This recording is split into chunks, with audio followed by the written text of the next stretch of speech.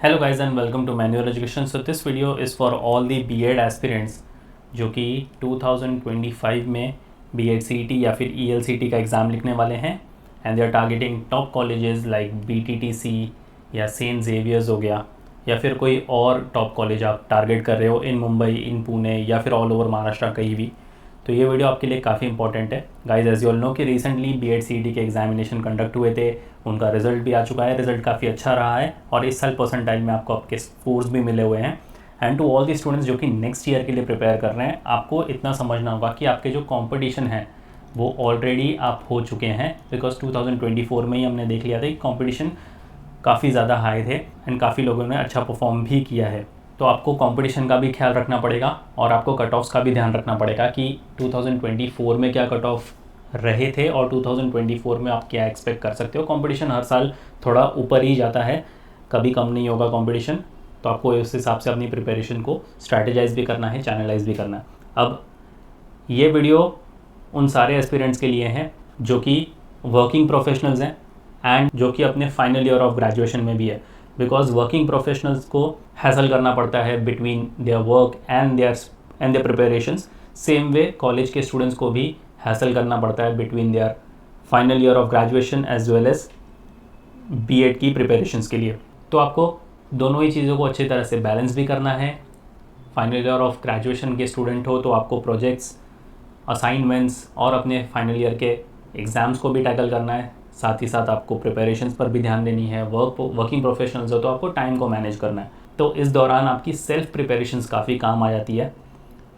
दो आपने कोई भी क्लासेस ज्वाइन किया हो, अगर आपने मैन्यूअर भी ज्वाइन किया हो, तब भी आपको सेल्फ प्रिपरेशंस करते रहना चाहिए through out your journey, because self preparations आप जितना टाइम अपने आपके साथ बिताओगे, अपनी सेल्फ प्रिपरेशंस के साथ बिताओगे, उतना आप मेक श्योर करते जाओगे कि आपके स्कोर काफ़ी अच्छे होते जाएंगे एंड आप जो भी कॉलेज को टारगेट कर रहे हो इन दी वेरी फर्स्ट अटेम्प्ट आप उसको अचीव भी कर लोगे। तो इस वीडियो में बने रहना, बिकॉज हम चेक करने वाले हैं कुछ सेल्फ स्टडी रिसोर्सेज को जो आपको बहुत काम आने वाले हैं।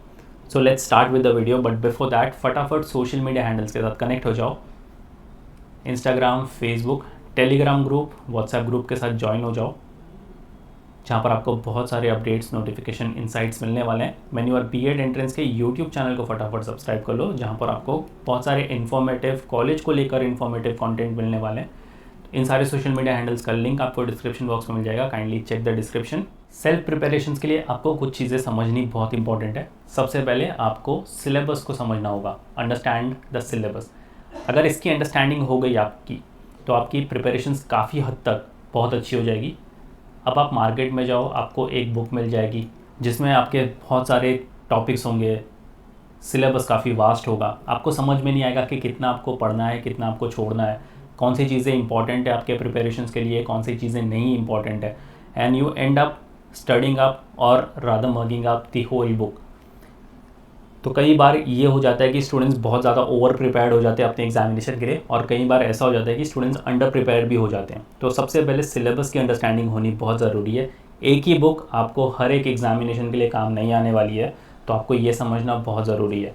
And talking about numerous book materials, तो यहाँ पर हर एक फैकल्टी हर साल एग्ज़ाम को अपीयर करते हैं, तो उसी हिसाब से आपके बुक्स भी डिज़ाइन होते हैं, उसी हिसाब से आपके मॉक टेस्ट भी डिज़ाइन होते हैं, सो दैट आपको पता चल जाए कि एग्ज़ाम में एक्चुअल कंटेंट कितना रिक्वायर्ड है आपके प्रिपरेशंस के लिए। ऐसा ना हो कि आप अंडर प्रिपेयर्ड हो जाएं, ऐसा भी ना हो कि आप ओवर प्रिपेयर्ड होकर एग्जामिनेशन में जाए। दोनों ही सिनेरियोज आपके एग्जामिनेशन के लिए अच्छी चीज़ नहीं है। तो सबसे पहली बात कि आपको सिलेबस की अंडरस्टैंडिंग होनी चाहिए। Next, study materials. सो जैसे कि मैंने अभी एक्सप्लेन किया, आपको मार्केट में कई सारी बुक्स मिल जाएगी जो ये क्लेम करेंगी कि ये आपके CET एग्जामिनेशन के लिए काफ़ी सफिशिएंट है। बट एक चीज़ आपको समझनी पड़ेगी कि CET कभी भी अपना पेपर रिलीज़ नहीं करता, तो बेस्ड ऑन दैट आपको मार्केट में बुक्स कैसे मिल सकती हैं, आपको ये बात समझनी पड़ेगी कि जो भी बुक्स आपको क्लेम कर रही है कि ये आपकी CET के लिए सफिशिएंट है, don't fall under the prey. आपको ऐसे राइट रिसोर्सेज, राइट कंटेंट को एक्सेस करना होगा जो आपके एग्ज़ाम के लिए बिल्कुल पिच परफेक्ट हो। दैट्स वाई मैन्यूअर के स्टडी मटेरियल्स आपके लिए बहुत काम आने वाले हैं, बिकॉज लाइक आई सेड, यहाँ पर जो फैकल्टीज़ हैं वो हर साल एग्ज़ाम अटेम्प्ट करते हैं, सो आपके जो कंटेंट है उसी तरीके से प्रिपेयर भी होते हैं। अब आपको सिलेबस की अंडरस्टैंडिंग हो गई, आपने स्टडी मटेरियल्स गैदर कर लिए। अब आता है एक स्टडी शेड्यूल बनाना। You have to create a study schedule. अब बहुत सारे स्टूडेंट्स टाइम टेबल तो प्रिपेयर कर लेते हैं बट उस टाइम टेबल को फॉलो नहीं कर पाते।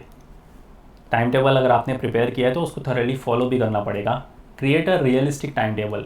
ऐसा ना हो कि आपने प्रोक्रास्टिनेशन में आकर 7-8 आवर्स वाला टाइम टेबल प्रिपेयर कर लिया और आप उसको फॉलो ही नहीं कर पा रहे हो। तो एक रियलिस्टिक टाइम टेबल बनाओ, अपने शेड्यूल को समझो कि आप एटलीस्ट 2 से 3 आवर डेडिकेट कर सकते हो अपने प्रिपरेशंस के लिए।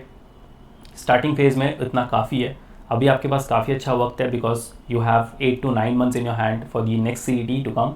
तो आप इस दौरान अपने टाइम शेड्यूल को एडजस्ट भी कर सकते हो। अभी आप फ़िलहाल 2 से 3 घंटे दो, जैसे जैसे आपके एग्ज़ाम नज़दीक आएंगे आप उसको बढ़ा भी सकते हो, 4 से 5 घंटे या 6 से 7 घंटे आप उसको कर सकते हो। बट एक स्टडी शेड्यूल बनाओ और उसको रेगुलरली फॉलो करो। कॉन्सेप्चुअल क्लैरिटी होनी बहुत ज़रूरी है रादर देन रोड लर्निंग। बहुत सारे स्टूडेंट्स रोड लर्निंग के पीछे जाते हैं।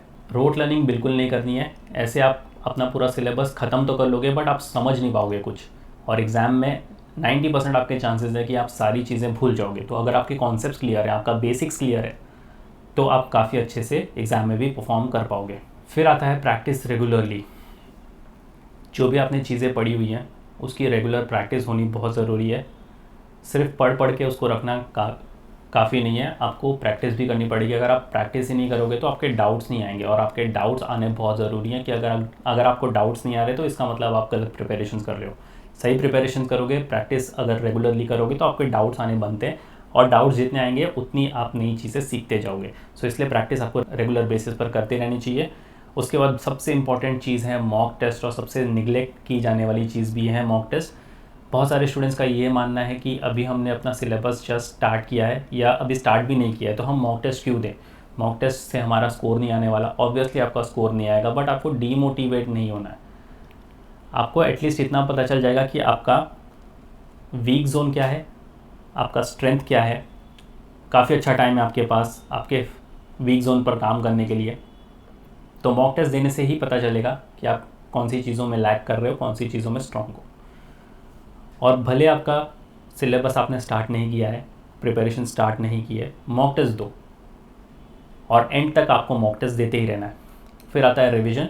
तो जो चीज़ें हमने यहाँ पर देखी थी, प्रैक्टिस रेगुलरली, आपको ये सारी चीज़ें करते रहनी चाहिए। आपकी प्रिपरेशंस, आपकी रिविजन्स होनी चाहिए daily, weekly and monthly basis पर। And stay updated. जो भी आपने चीज़ें पढ़ी हुई हैं, जो भी आपके आसपास चल रहा है, जी के सारी चीज़ों से आपको अपडेटेड रहना है, बिकॉज यू नेवर नो कि आपको एग्ज़ाम में कहाँ से क्या क्वेश्चन आ जाए।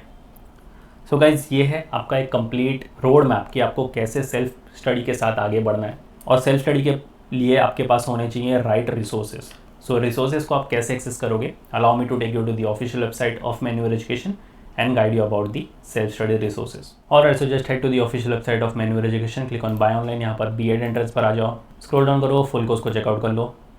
So ये आपको सेकंड टैब चेकआउट करना है, क्लिक ऑन व्यू डिटेल्स, जिसके अंदर मिलेंगे 360 वीडियो लेक्चर्स, 85 हैंडआउट्स और 15 mock test. If you click on syllabus, आप देख सकते हो आपका पूरा सिलेबस यहाँ पर वीडियो फॉर्मेट में कवर्ड है।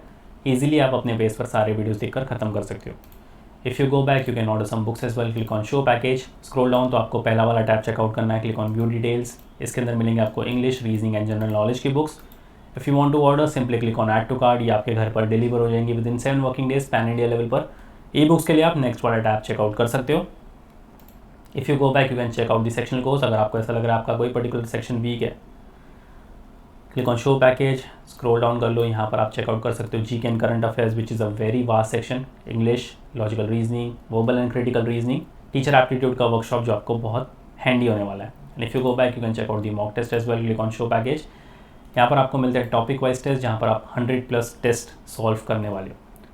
इन सारे प्रोग्राम्स का लिंक आपको डिस्क्रिप्शन बॉक्स में मिल जाएगा, kindly check the description. And to all the students, those who want to start their preparations for the next year or the subsequent years, we have launched the batches for the same. If you are in Mumbai, you can visit our centers Vasai, Thane, Borivali, Dadar and Andheri. We have 5 centers in Mumbai, और हमारा Pune centre काफ़ी जल्द आ रहा है। If you are not in Mumbai, still want to join us pan India level पर live class and online session के लिए, you can contact a number 8828581455 या फिर 54।